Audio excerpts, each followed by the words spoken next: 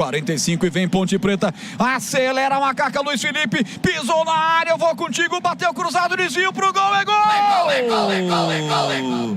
Gol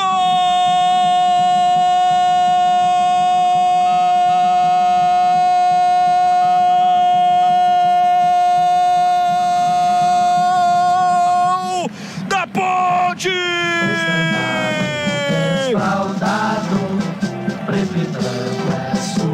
Bruno Lopes. Bruno Lopes, 77!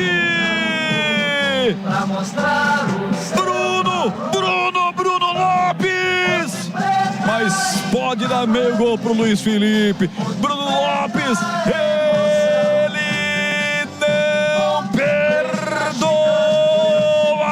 Bruno Lopes marca e faz explodir a pátria Ponte Pretana no mundo inteiro.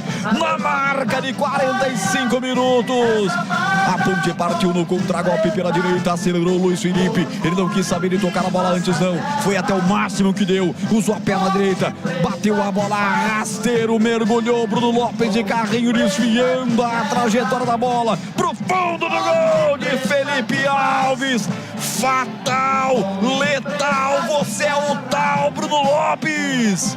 1 pra Ponte, 0 pro Norusca. O que vale é o detalhe, conta aí, Vladimir.